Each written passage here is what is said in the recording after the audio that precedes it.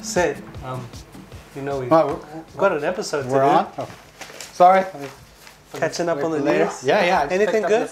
I just picked up this newspaper in the convenience store. It's a Star Wars newspaper. We'll talk about that a little bit later. Okay, you ready? Yeah. Yeah, sure. Okay, I'm ready. What are you waiting for? Hi, everybody. Welcome to Gunpla TV. Hey, guys. Brought to you by HobbyLink Japan. Episode 164. 164. If my memory serves me correctly. Absolutely. Yes. 164. So today we got a regular show, but not quite regular Something show. different as well. Something different, but something not so different. We're going to, of course, start with these kits that came in today, right? So let's get to those first. I'm going to go with the small one, although the box is slightly bigger. Check that out. It's the BB Senshi Musha. What is it, Legend? Musha Bikutori. Wow. Victory. It's quite a big box. Bikutori. I'm looking at the kanji, the flying damn thing. So the Victory, I guess we would call it, the Legend Victory. The Musha. It's looks cool. It's pretty shiny. I mean, there's a lot of gold. Some gold, but of course, when they do the V crest there, they've actually plated it, which is kind of cool. The real, almost real gold. Lots of foil stickers that are in the gold color anyway. Like you said. Okay, now HG. This is from HG no Reconquista. And this is the Space Jahannam Klim Nicks use. So Klim Nicks. Klim Nicks. I always want to say like Stevie Nicks. Yeah. Nikki Michael 6. Klim or Nikki something. 6, yeah. Klim Nicks use. So there's his mobile suit. Now we had the other Jahannam came out I think 2 weeks ago. I think kind of while we're around near the break. But this is with the commander type. You can see the antenna there, right? So it reminds me of a cross between like a Goof and a Zaku. I kind of dig it. Yeah. I'm on the fence. The Zakus, you can't go wrong, right? No. You cannot go wrong. Okay, let's talk about something else that we got our hands on. Yes. Yes. Now, Ryan, have you heard of a company called Plum? Actually, recently I have, strangely enough. Yeah. Okay. Can you pretend you have not heard of a company called Plum? I know nothing about Plum. Okay, Plum is relatively new to the model industry, Ryan, and they're making Plum model kits. And they started off licensing some characters from video games, the golf video games. They made little characters, I remember. very similar to the Kotobukiya Hoi Hoi San kits, kind of around the same size and scale. They ventured out from that, and they were doing kits from other video games like spaceships. You can get spaceship kits. Man, my memory is gonna fail me today. But this time they were kind of working on these samurai style kits, and they've released I think 3 so far. This is a Sanada, and now I'm going to show everybody what to expect inside this kit here. So allow me to open it up. Okay, so opening up the box, what do we have inside? Okay, well we have that great instruction manual. I'm digging the pose from Sanada there, and when you look at how the runners are kind of laid out, it kind of reminds me of some of the Kotobukiya kits. And just maybe the plastic bag that it comes in, the way they've sealed it. And you are getting this red color. It's predominantly that red, and like almost any other model kit we know of nowadays, they actually give you a color guide. So if you wish to paint it yourself and kind of remove that plasticky look, you can follow the color guide there, and you'll be able to make it your own. Now, one thing I need to point out about this, which was brought to my attention by the people who will be talking about this in a little bit, this kit might need glue. Now, I go through this manual. It's very easy to follow manual, right? More along the lines of Kotobukiya than Bandai. But you will get to a part, and I see it kind of right up here on the head where they indicate, you know what, you might want to use some model cement. Okay, that's easy enough. Most of us who are building models have some model cement. If you are going to attempt to build one of these Plum kits, maybe just have some modeling cement with you, just in case, and then you won't encounter any problems. All right, so for those of you out there who were not aware of Plum in this series, we've just kind of given you the basic introduction. I haven't yet built a kit here. I planned to build this during the New Year's break, but I was busy with a stack of 5 or 6 kits that I'm still not done with. But we do have a couple people in the office here. Yes, Anna and Lindsay. They decided to tackle these for us and give us some first impressions anyway. So why don't we call them out here? Hi guys, we're back. Syd was too busy to build the Plum kit over break, but Anna and I found some time to build ours while we were gone. Anna, which kit did you build? I built the #1 in the series, which is Date. And I built number 3, which is Oda, and this is from the Pla Act Sen series. So since you built number 1, will you tell us about your kit first? Okay, let's get started. Alright, so to show you the date in a little bit more detail, we have it on a turntable for you, so I'm going to turn this on. And now you can see all angles. So this kit, the first thing that surprised me about this was this called for glue, and obviously Bandai kits don't, so this was my first time gluing a kit. There were some glue sections on the skirt and for the helmet as well, but I actually didn't use any glue on the helmet. If you were to use glue on the parts on the helmet that call for it, you wouldn't be able to change the eyepieces, and there are optional eyepieces. So that seems like kind of a disappointment. But everything held together in the head section pretty well without the glue, so I don't think it's necessary. There are definitely parts of the kit that are loose if you don't use glue, so it's definitely a kit that requires glue.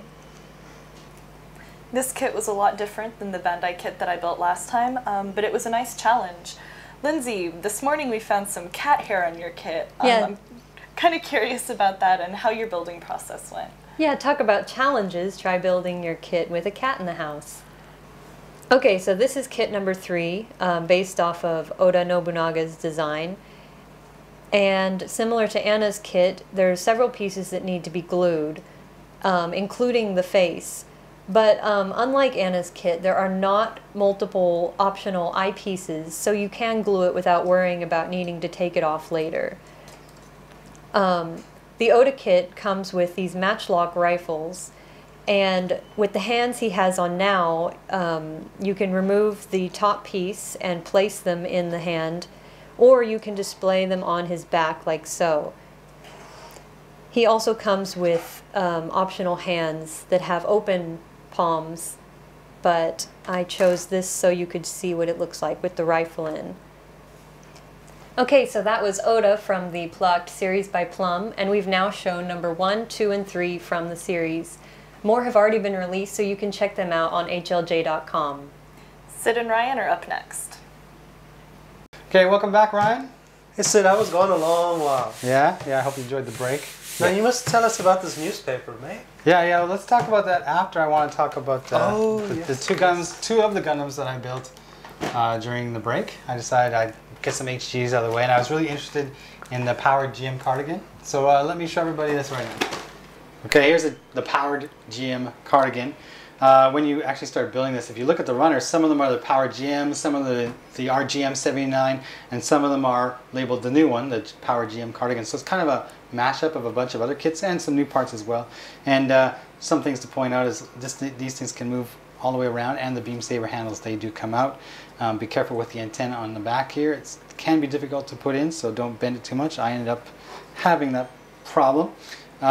You do only get the one rifle that you put in his hand, and this other hand, I think the only option you have is this molded hand here. Now if I can pop this open, there's something inside I want to show you. It has kind of like mounted Gatlings inside.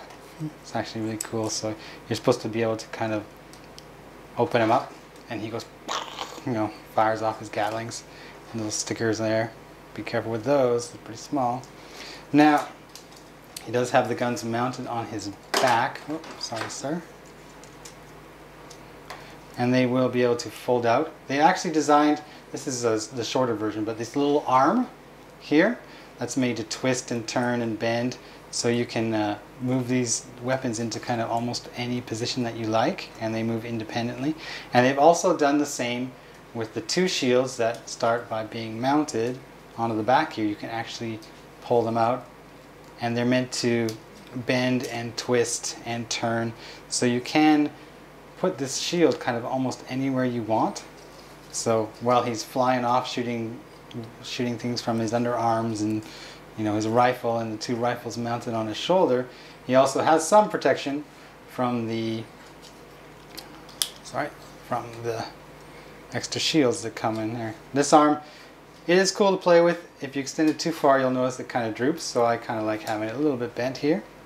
And one other cool thing that I kind of want to mention about the Power Gm Cardigan is if I open the box here, hold on a second, I'll bring these into the shop, you get a lot of extra stuff. Like I mentioned, like these are made up of a bunch of different parts. So, you know, if you're feeling like it, you have these alternate parts for the legs. You have an alternate part for the backpack. You can actually kind of swap those out if you will. If you want, you know, you can make shoulders or smaller white ones if you like. Like you can do a little bit of a kind of a mini kit bash between your GM parts here. But for now, I'm sticking with the GM Cardigan for sure because he's loaded. All right, here we go. Power Gm Cardigan. He's loaded, Ryan. I like his shield. Yeah, he's cool. And the arms, you know, as I said, they can function all around. And it kind of reminds me of the Thunderbolt, you know, the Thunderbolt Gundams. Yes, They have like so much stuff that you never know what to expect when it comes to the fighting. Although the GM, you expect him to die, right? But all right, you go. Take that from me now. Now I want to talk about this next kit. It is from Reconquista, and you know I've probably said how I feel about that anime. I'm not too keen on it. However, I was surprised by the Grimoire, so let's talk about that. I know I don't really have much to say about it because it's not necessarily complicated. It's a very quick build. You can build it in less than an hour, I'm sure. You know, sticker work, you're only kind of putting a couple in here as well as underneath that one clear plastic part. But there's just something about it that kind of attracts me. Maybe it's the rounded parts to it. Maybe it reminds me of Zaku. Maybe it has something to do with the kind of flexibility it has. Like, sorry, I'm going to pop off the shield here. The way they've designed the wrist is that you can actually like bend these hands kind of wherever you want. It's actually really, really flexible in there. You do have to put a sticker on for the knee, but no problem. And the shield is like one piece, which is almost like an SD, but it just works so well. Like here's that cool backpack. And I wasn't keen on the Reconquista designs, to be honest, when I first heard them, or first saw them, but I do think that the Grimoire is actually quite worthy. Oh, ankle armor falling off. Put that back on somehow, or I'll do it after. But there is one thing that I have yet to try, which I will show, but I should also show this as well. You do get a dagger. He can be sporting a dagger, so yeah, let's dagger this guy up here. It's gonna totally shiv someone. That's right, watch out. This Grimoire, he's pretty subtle. He might just come up to you and stick it. I'll cut you, man. I'll cut you. You do get this kind of effect runner, and these parts are actually quite flexible, so I'm going to cut one out here. You get two for some reason. Pull those parts off, and you can kind of bend it. It says bend it if you like, and it's meant to go in his rifle. Oh. So he's shooting some wiggly thing at you, Ryan. Watch out. You got him excited. So really, like, I'd like to say, oh, it does this, it does that, you know, it's got this, it's got that. It's not complicated to put together, and it doesn't come really with a lot of stuff, but it's just a lot of fun. And I'm glad to see, like, even in HG that, you know, you can put together in less than an hour. It's still just a lot of fun to build, and then it's a lot of fun to play with, because I think a lot of the enjoyment with kits should come after it's built. And this one definitely can give you that if you like the look. So there you go. If you haven't checked out the Grimoire, give it a second look. So there you go. The best Reconquista kit so far, maybe, that I built. The Grimoire. I've still yet to watch the show. Yeah, well, you know what I like best about it, Ryan? What? That color reminds me of like a dark chocolate. You want to eat him? Well, maybe not. Okay, Bandai. I want to eat chocolate. Bandai needs to get into chocolates, absolutely. Oh yeah, make your own chocolate. Well, they already have the Meiji chocolate house, right? Yeah. We talked about that. So, yeah. let's put these HGs away over here. I've made some room for them, and now we need to go into questions. We don't have much time, of course, so we've only got a few questions. But of course, I did pick winners. Look, I got my piece of paper right here somewhere. We keep them hidden away. That's right, because it's like locked in this vault until the winners are announced. Okay, well, first off, we have a judgment. Okay. A PG unicorn in 5 hours. Amazing. I couldn't imagine building one in 5 days, let alone 5 hours. 5 hours, yeah. Some people were surprised when I showed up the next day with it because we had to film it.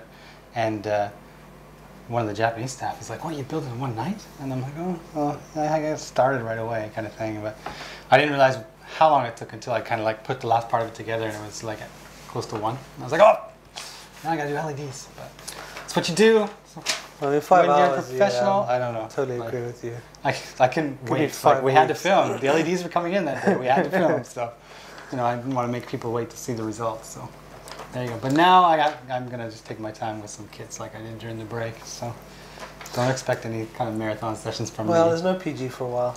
Yeah. Next is, I can't pronounce this. Yeah, Dr. I am major. Yeah, what is it? Drain, Damage, something.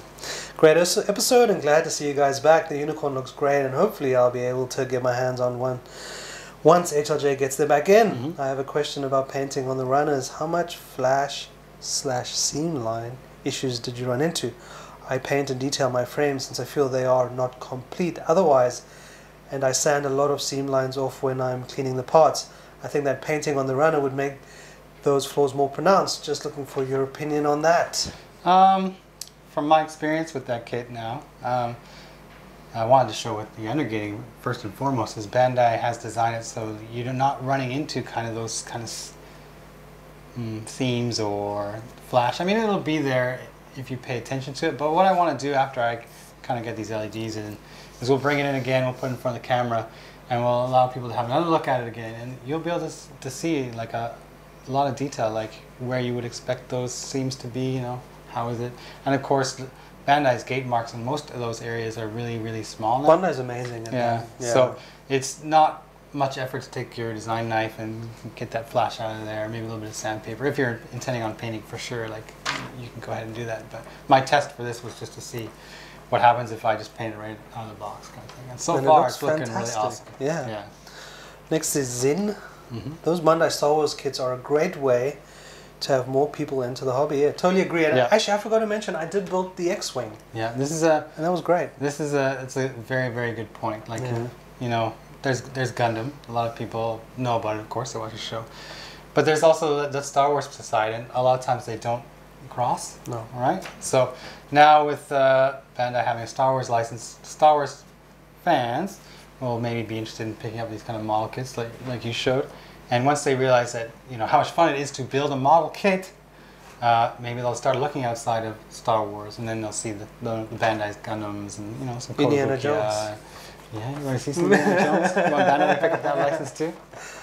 Yeah. So what license would I like them to pick up? Terminator. Star Trek. I want to see Bandai make a Terminator. Yeah. Actually, they did such a fantastic job on that Stormtrooper. Yeah. Any armor-covered guy would be awesome. Yeah, I noticed that with the way the Darth Vader is and the way the Stormtrooper is, these are people made to be wearing suits of armor, right? So if you do see like a seam or something like that, it's not unnatural. Yeah. As opposed to if you have to make flesh and you have that elbow joint, it's very clear that you're able just to see. Just the coloring on the faces. Like, yeah. I don't think if Bandai did a Han Solo that, like, unless the painting was insanely good, it would be like, oh, this doesn't look quite right. Well, I think the next one we have the R2-D2 and R5-D4. After that might be the C-3PO, and because he's a robot, he'll be fine. Yeah. But if they want to do a Chewie, you know, you're going to have those seams. But it might be interesting to see how Bandai does that, right? So have to wait and see. They never cease to impress me. No. I have all my faith in Bandai. So while we're talking about Star Wars, before I read these winners, do you want to talk about what I had going on? While you were reading the news instead of... Yeah, I was trying to read the news. So this is the Star Wars newspaper I saw in the convenience store the other day. And I was like, no, really? Seriously? They actually are putting out this thing? And I picked it up. It's the very first issue. And there's only going to be maybe 2 or 3. Before the movie this year comes anyway. out. Yeah. The next one's in May, so remind me, right? But basically, I think they're kind of trying to brush up Japanese fans on kind of what this Star Wars thing is, because the commercial for the new movie is now in TV. On My TV. favorite lightsaber. Oh, Ryan. But yeah, they start off with a breakdown of the new trailer, telling you kind of Star Wars is coming, right? 12/18 countdown. Right, there's the date in Japan, and we already know the date, don't we? There you go, 12/18, maybe. And then diary. And of course they do the Japan thing, right? So, sorry, look on the back here. People may not know who this guy is. This is Ebizo. He is very, very, very famous kabuki actor, and they have him with a lightsaber, and they're comparing, say, you know, the face paint that you would see on kabuki with Darth Maul, maybe. There's some similarities The hype machine is in full effect. Yes, like you see, they have Noguchi here. He's a Japanese astronaut that spent some time in the space station. I know everybody's probably looking over here. I don't know who this person is. Looks like an idol of some. Oh yeah, oh, Nogisaki 46. That's who it is. Okay. Now I know who she is. She's always a cute one in Nogisaki 46. And then of course we get a little cosplay because everybody looks good except for the Imperial officer here who clearly is Japanese. Sorry, I'm not scared of you any longer. Imperial officer, not too far off the mark. I wonder if you like chased it with like an old like Japanese officer's uniform. If it would be too noticeable. You know, Ryan, you of course watched the original Star Wars movie, the original from 1977. Have you ever watched a Kurosawa Akira movie called The Hidden Fortress? Yeah, it's very Yeah. Well, yeah, I mean, Lucas even said that Yeah. the original films were based off that. Sort Yeah. of. I mean, you can see it there. If you look at the first shots and how Lucas does the pan and the wipe, watch The Hidden Fortress with Kurosawa, and you watch the Well, even the wipes and droids, there pans. was the sidekicks in that as Yeah, well. yeah, the two samurai that are bumbling along and so- always get into mischief and whatever else. But Lucas did admit to Plagiarism? Well, he was influenced. Everyone is Yeah. influenced by someone. Here is your Anata no dark side do checku. So if you want to know if you're capable of turning the dark side, they have a checklist for you, right? Right? Yay. Ryan, are you angry often? Dark side. Dark And then side. advertisements, of course, for the Oh, toys. the kids. And there's the Bandai ads, right? Sweet. So that's really cool. Right there. So, yeah. I'll bring the next one on when it comes out in May. Cool. Go check this out. Yeah, I could read it, but I already know it's Star I'm Wars. amazed that Yeah. how much Japan is getting into it. Oh, yeah. Even more so than when I was here for the release of the prequels, to number 3 especially. And there wasn't such hype when that one came out, but now that they're building up this one, which I guess is supposed to come after episode 6, everybody remembers those ones. So the hype machine it's going. The It's money going machine strong, is and going to start cranking. Japan knows how to hype things. Okay, so Yes. I got some stuff What to give else? away. Episode 163, the first one we are going to give away. We're moving very quickly here. The Ale Strike Remastered MG. I already showed everybody this. There's a secret hidden prize in the box, etc. Now we had 548 comments. Give away MG, 548 comments. That's what happens. So Love it. the winner is appropriately named Strike 325. Strike 325 is getting an Ale Strike. And he was comment 85. Yeah, Thank what you, is- random number generator. What did he say? He says, great job on the unicorn and Happy New Year. So Happy New Year, Strike 325. You got a belated Christmas Happy New present. Year to you as Yes, well. okay, so just hold on to that over there. The MG Strike Rouge. This is kind of remastered too, right? MG Strike Rouge. This one to number 385 of 548. And it's a guy by the name of Adam. That's it, Adam. No digits, no long names and pseudonyms and whatever else. Keeping it simple. Adam. So Adam, he wrote, never said this before, I missed you boys. Yeah? That's sweet. That is kind of sweet. In a totally non-sexual You get way. an MG. All right. Spread the love. Okay, Ryan. We have inventory coming up. Yeah. We need to move some stuff and make some space and make sure stuff doesn't get counted twice and stuff like that. So yes. I'm ramping it up a little bit. Whoa. I'm giving away 3 bigger kits. Let's start with the smaller of the bigger ones. This is the Providence Gundam. We showed this as when we were introducing the no-grade kit, kind of. Yeah, I remember It's that, 1/100 scale, but it's not an MG, and I guess it's not an RE100 now too. But you're getting this fairly sizable kit, and this is the only way to get the Providence in like this guy's scale. cute. I know it's crazy. I had a lot of fun building him. Of course, he doesn't have any interior frame like you expect in the MG, but still a lot of plastic in it. no If they put the grade, frame no. in there, you'd be paying what, 6,000, 7,000 yen. So they decided to keep the costs down, I'm sure. Next one. Oh, look at this one. We had the RG Wing Gundam build. We showed it on the show, right? And do you guys see our new RG Wing poster? This brings back memories. It was the first time I came to Japan. I actually have the same box. Yeah. This is the Yeah. original box, and this one I actually bought in Yodobashi Camera. Yeah, also I in have the Akihabara. same Yeah, price on it. there's a sticker there. I was like, did I leave my kit here? No. But I never finished it. Yeah, so this one you're gonna get the wing. You'll have some sticker work to put on there because I never really put the stickers on. But you're also gonna get this little throw-in Gundam Converge that I picked up at the Seiyu Ito Yokado. And there's a little sticker. Sid's private stash. Yeah, I don't think I've even opened this. I just put it in there because they were the same. So extras. I'm giving away extras on top of my free stuff. Okay, and the big kit for episode 164. Ryan, why don't you tell them how to enter before I blow the roof off this thing? HobbyLink TV, episode 164. Yep.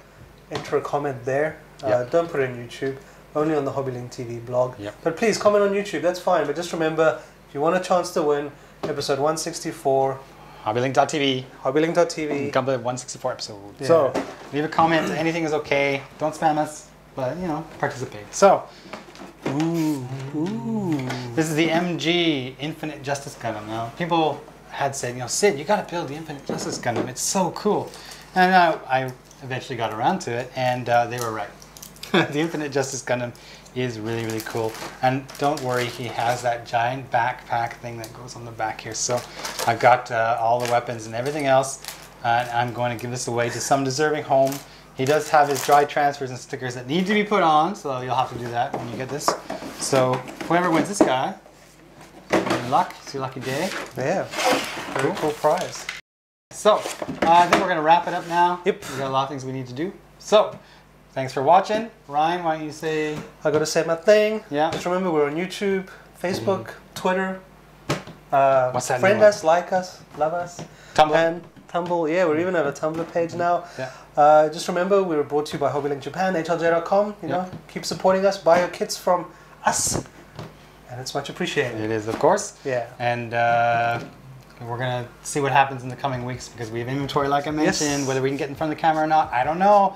But towards the end of the month is the new RE100. And we're hoping to get that in some detail in front of the camera. We haven't decided yet. Yep. So until then, we'll see you later. See you guys. Hi guys, we're back. Syd was too busy getting drunk off his ass during break. I didn't even get back onto my ass.